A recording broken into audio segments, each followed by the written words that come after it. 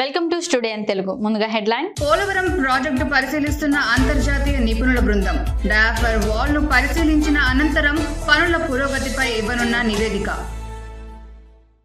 తిరుమల శ్రీవారిని దర్శించుకున్న రవాణా శాఖ మంత్రి పొన్నం ప్రభాకర్ కుటుంబ సమేతంగా పూజలు అనంతరం వేద పండితుల ఆశీర్వాదం.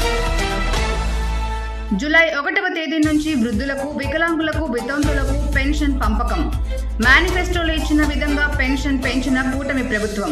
ఇక డీటెయిల్స్ చూస్తే, పశ్చిమ గోదావరి జిల్లా ఉండి గ్రామంలో ఇండియన్ డిజిటల్ స్కూల్ విద్యా వ్యాపారం చేస్తున్నారంటూ ఎస్ఎఫ్ఐ నాయకులు నిరసన వ్యక్తం చేశారు. ఎంఈఓ వెంటనే ఇండియన్ స్కూల్ కు చేరుకుని పూర్తి స్థాయిలో పరిశీలించారు. పుస్తకాలు, బెల్ట్లు, యూనిఫామ్ వంటివి సీజ్ చేశారు. అనంతరం ఎంఈఓ మాట్లాడారు. ఉండి మండలంలోని ఇండియన్ డిజిటల్ స్కూల్లో గవర్నమెంట్ బుక్స్ అమ్ముతున్నారని ఎస్ఎఫ్ఐ వాళ్ళు ఫిర్యాదు చేయగా మేము వెంటనే ఇక్కడికి వచ్చాము. అవన్నీ పరిశీలించి వాటిలన్నిటిని ఒక గదిలో పెట్టి సీజ్ చేయడం జరిగింది. ఈ రిపోర్ట్స్ని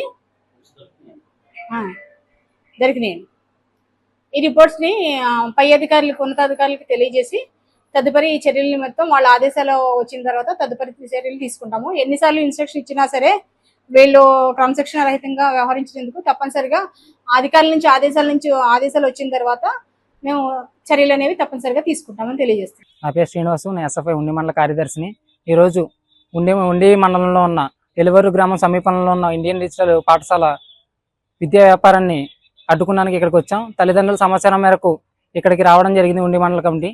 అయితే ఇక్కడ ప్రిన్సిపల్ గారితో మాట్లాడితే ఆయనే ఒప్పుకున్న పరిస్థితి మనం గమనిస్తున్నాం. అదేవిధంగా ఎంఈఓ ఆఫీస్ నుంచి లెటర్ అయితే ఫార్వర్డ్ చేయడం జరిగింది విద్యా వ్యాపారాన్ని ఖండించమని చెప్పి.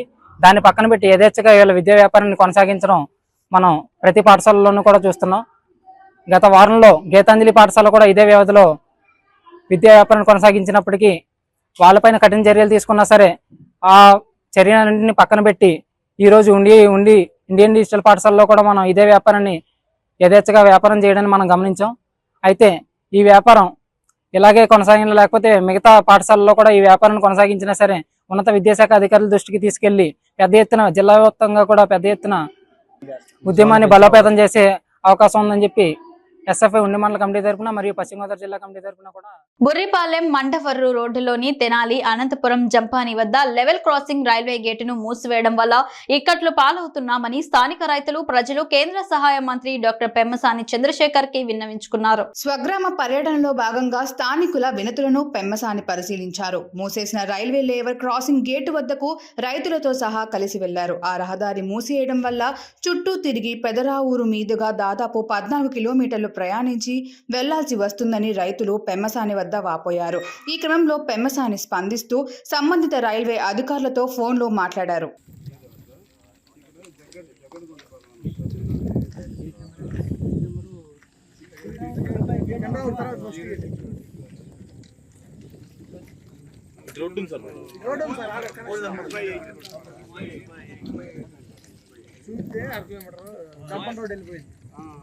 గుంటూరు రోడ్డుకి వెళ్ళిపోతుంది.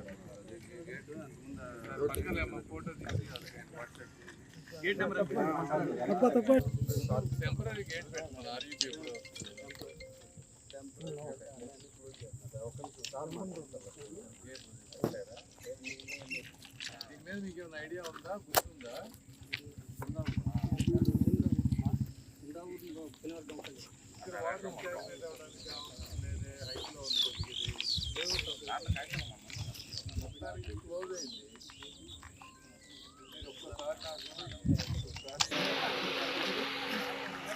తిరుమల శ్రీవారిని సుప్రభాత సేవలో Sri Lanka justice minister Vijayadasa Rajapaksa, central minister Jitin Prasad వేరువేరుగా దర్శించుకున్నారు. వారికి ఆలయ అధికారులు స్వాగతం పలికి దర్శనం ఏర్పాట్లు చేశారు. దర్శనం అనంతరం రంగనాయకుల మండపంలో వేద పండితులు వేద ఆశీర్వాదం అందించగా టీటీడీ అధికారులు తీర్థ ప్రసాదాలు అందించారు.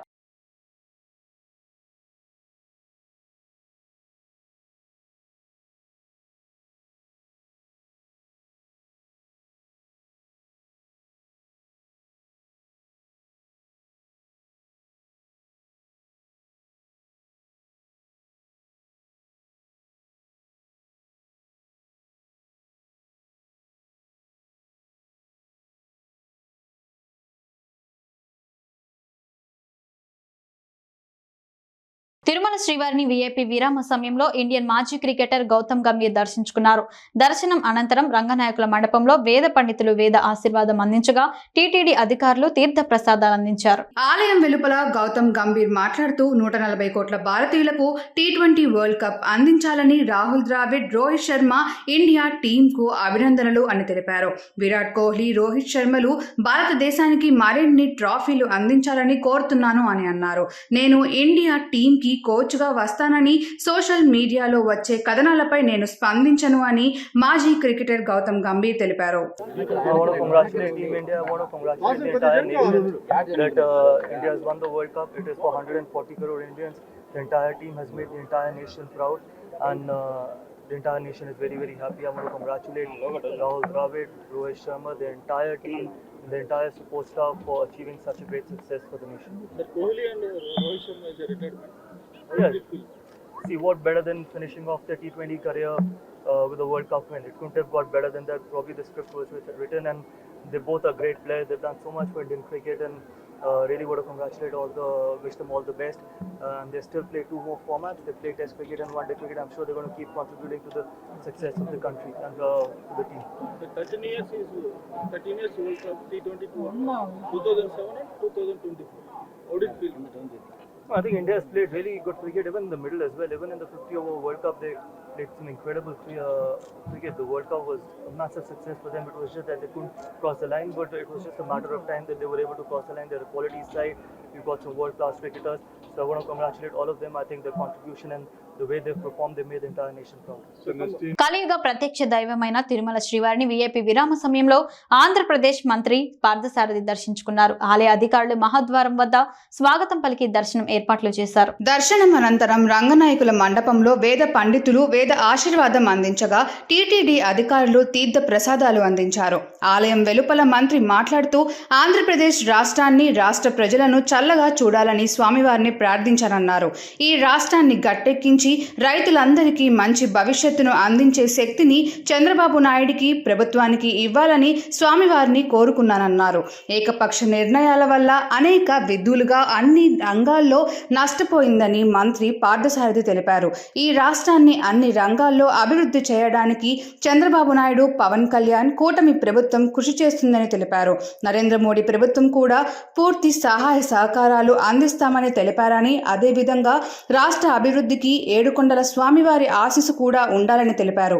ఎన్నికల హామీల్లో భాగంగా కూటమి ప్రభుత్వం పెన్షన్ 3,000 నుంచి 4,000కి, అంగవైకల్యం ఉన్నవారికి 5,000 నుంచి 10,000కి పెంచాలని, మొత్తం 65 లక్షల మందికి 4,400 కోట్ల రూపాయలను ఇంటి వద్దకే వెళ్లి పంపిణీ చేయబోతుందని తెలిపారు.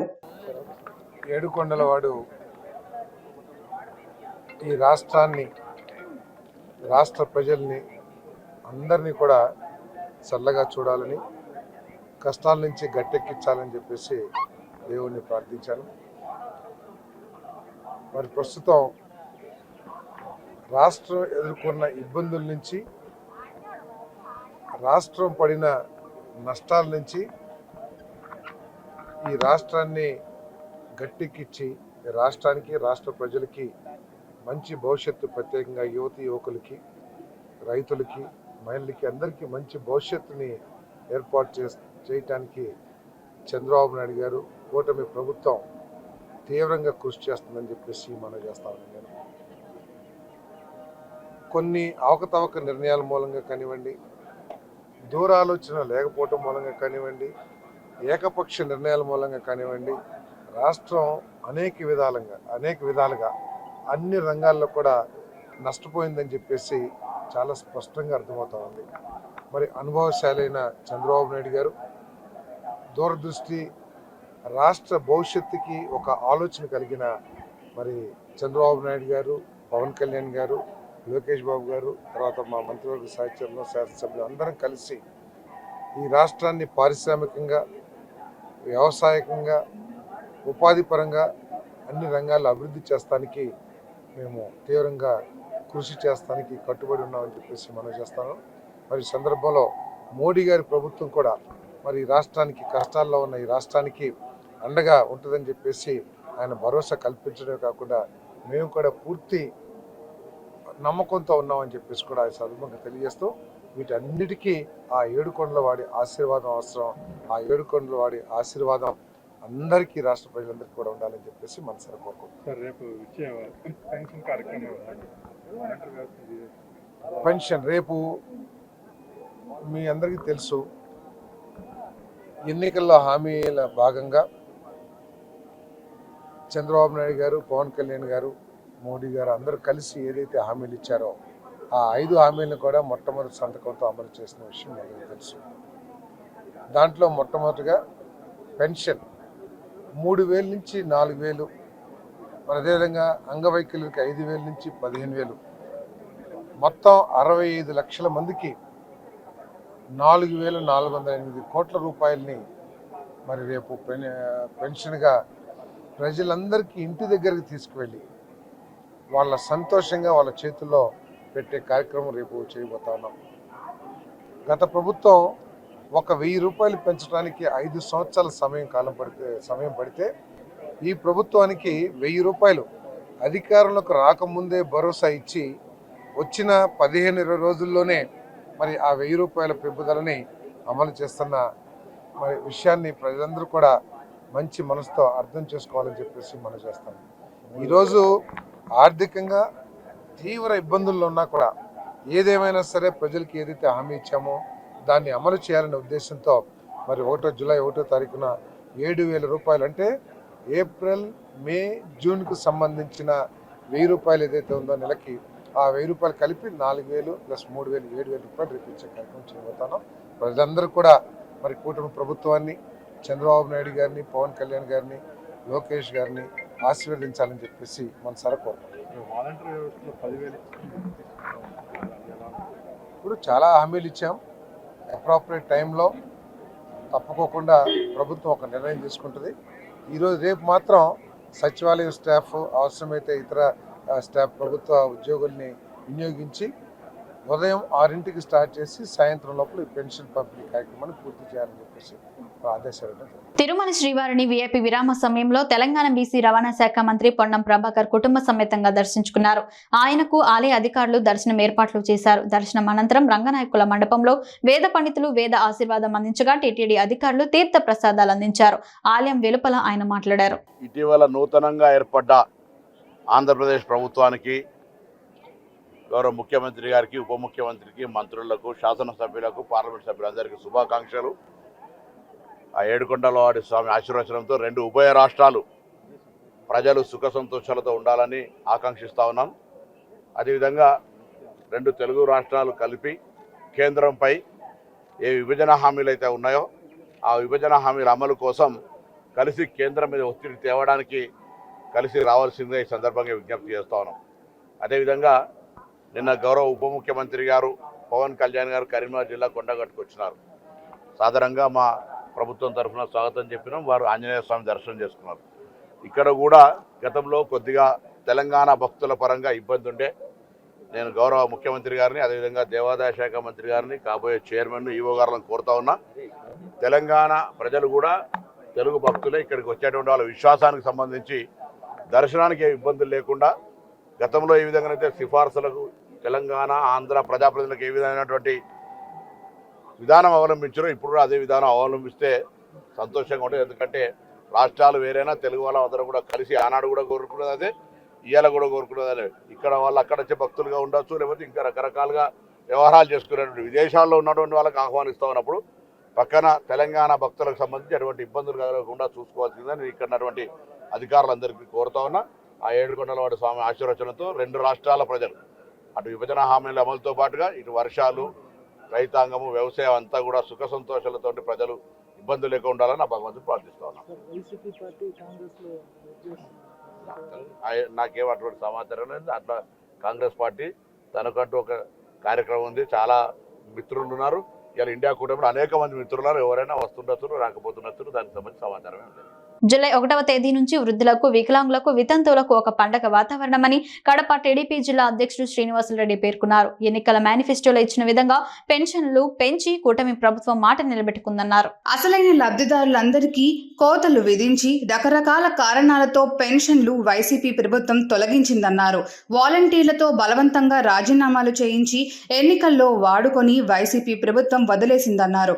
జూలై 1వ తేదీ ఉదయం 6 గంటలకే సచివాలయ సిబ్బందితో టీడీపీ క్యాడర్లు పాల్గొని పంపిణీ చేయటం జరుగుతుందన్నారు. కూటమి ప్రభుత్వం పేదల సమక్షం కోసం పెద్ద ఎత్తున ఖర్చు చేస్తుందని, దేశంలోనే ఇంత పెద్ద ఎత్తున ఖర్చు చేయలేదన్నారు. రేపు జూలై 1వ తేదీ రాష్ట్ర వ్యాప్తంగా, ముఖ్యంగా కడప జిల్లా వ్యాప్తంగా కూడా వృద్ధులకు, వితంతువులకు, వికలాంగులకు ఒక పండుగ వాతావరణం. మొన్న జరిగిన ఎన్నికల్లో తెలుగుదేశం ప్రభుత్వం, కూటమి ఏదైతే ఎన్నికల మేనిఫెస్టోలు చెప్పిందో ఆ మేనిఫెస్టోలు పొందుపరిచిన విధంగా 3,000 రూపాయల నుంచి 4,000 రూపాయలు పెన్షన్ పెంచుతూ జీవో కూడా ఇవ్వడం జరిగింది.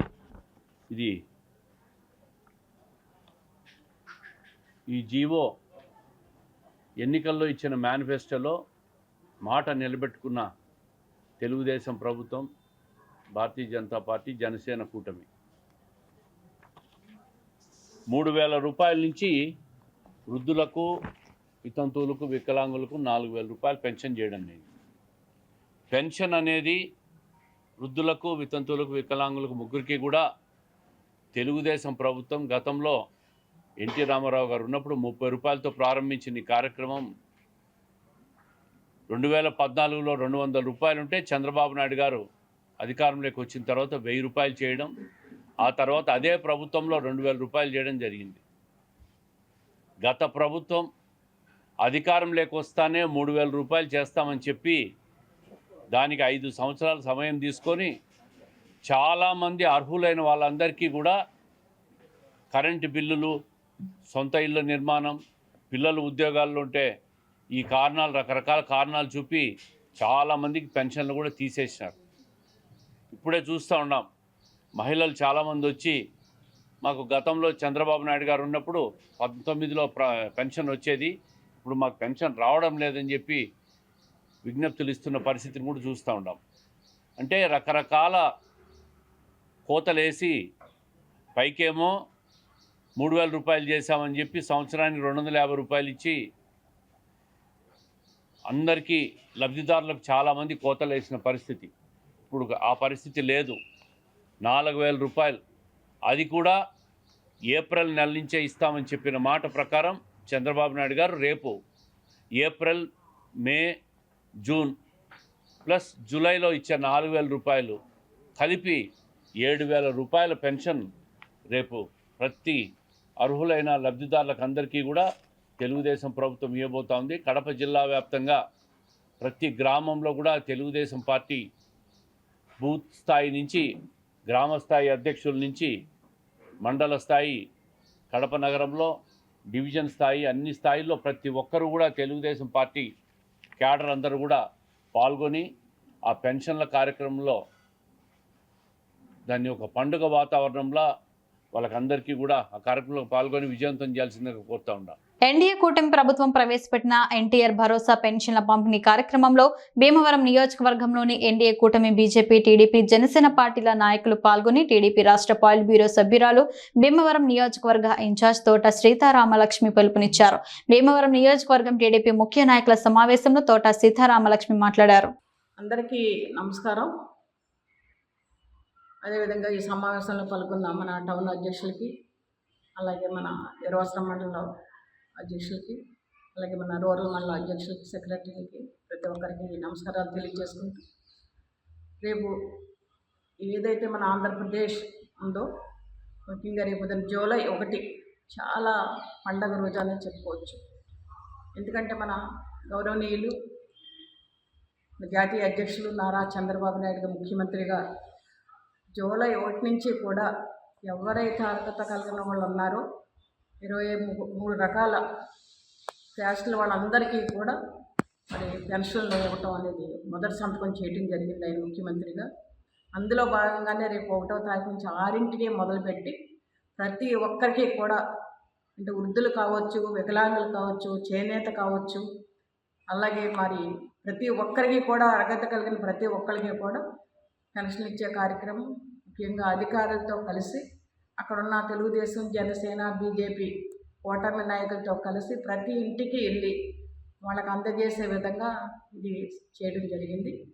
ఎందుకంటే ఇది మనం అందరం కూడా చాలా ప్రజలందరూ కూడా మన తెలుగుదేశం పార్టీ నాయకులు కానీ, కార్యకర్తలు కానీ పెద్ద పండగ వాతావరణంలో ఇది జరుపుకోవాల్సిన అవసరం ఉంది. ఎందుకంటే దాదాపు మనం 5 సంవత్సరాలు చూసాం. దాదాపుగా 250 చొప్పున ప్రతి సంవత్సరం పెంచుకుంటూ 3000 చేశారు వైఎస్ఆర్ పార్టీ అధికారంలో ఉన్నప్పుడు. కానీ ఈరోజు మరి చంద్రబాబు నాయుడు గారు సూపర్ 6 అనే మహానాడులో ఆయన ఇచ్చిన వాగ్దానం చేసిన ప్రకారం 6 వాటిల్లో డిఎస్సి మొన్న ఆయన ఇవ్వడం సంతకం పెట్టడం జరిగింది. అందులో భాగంగానే ఈ పెన్షన్ అనేది చాలా, ఎందుకంటే పెద్దవాళ్ళకి, వృద్ధులకి, పేదవాడి ప్రతి ఒక్కరికి ఉపయోగపడేది ఈ పెన్షన్. దాన్ని మరి ఒకేసారి 4000 చేస్తూ ఏదైతే 3 నెలలు 3000 కలిపి 7000 ఒకేసారి ఇచ్చే విధంగా ఇది చేయడం జరిగింది. రేపు అందరూ కూడా ప్రతి ఇంటింటికి వెళ్ళి ఒక గౌరవం ఇచ్చే విధంగా వాళ్ళందరికీ కూడా చంద్రబాబు నాయుడు గారు, అలాగే మన పవన్ కళ్యాణ్ గారు, బీజేపీ కలిసి 3 కూటమి పార్టీగా ఇది అందజేయడం జరుగుతుంది. చాలా మనందరికీ కూడా చాలా సంతోషం, గర్వకారణం కూడా అని తెలియజేసుకుంటూ, ముఖ్యంగా మరి మనం చూసాం గతంలో ఎంతోమంది పెన్షన్ రాక చాలామంది పెన్షన్ తీసేసి ఏదో ఒక వంకని చాలా ఇబ్బంది పడ్డారు. ఇప్పుడు ఆ పరిస్థితి ఉండదు. ఏదైతే 6 పథకాలు సూపర్ 6 అని ప్రవేశపెట్టిందో తెలుగుదేశం కూటమి పార్టీ, ఇప్పుడు అవన్నీ కూడా అమలు చేసే విధంగా ఈ కార్యక్రమం ఉంటుంది. రేపొద్దున ప్రతి ఒక్కరూ కూడా తెలుగుదేశం, జనసేన కూటమి అభ్యర్థులు అందరూ కూడా ఇందులో పాల్గొని విజయవంతం చేయాలని కోరుకుంటున్నాను. పాలకొల్లు ఏరియా ప్రభుత్వ ఆసుపత్రిని జిల్లా కలెక్టర్ సి నాగరాణి ఆకస్మికంగా తనిఖీ చేసి పలు వైద్య విభాగాలను పరిశీలించారు. ఏపీ వార్డులను, ప్రసూతి వార్డులను పరిశీలించి అక్కడ ఉన్న రోగులు, వారి కుటుంబ సభ్యులతో మాట్లాడి అందుతున్న వైద్య సేవ సౌకర్యాలను జిల్లా కలెక్టర్ అడిగి తెలుసుకున్నారు. ప్రసూతి వార్డులో ఒక శిశువును జిల్లా కలెక్టర్ ఎత్తుకొని ముద్దాడి కుటుంబ యోగక్షేమాలను అడిగి తెలుసుకున్నారు. ఆసుపత్రిలో వైద్యులు, సిబ్బంది, విధులకు హాజరయ్యే వారి పేర్లు, సమయాన్ని తెలిపే డిస్ప్లే బోర్డులను, రిజిస్టర్లను జిల్లా కలెక్టర్ పరిశీలించారు. ప్రతిరోజు ఆసుపత్రికి వచ్చే డెలివరీ కేసులు, ఓపీ కేసులు, హాస్పిటల్లో ఇన్ పేషెంట్లు వైద్య సేవలు పొందుతున్న వారి సంఖ్యను ఆరా తీశారు. ఈ సందర్భంగా జిల్లా కలెక్టర్ మాట్లాడారు.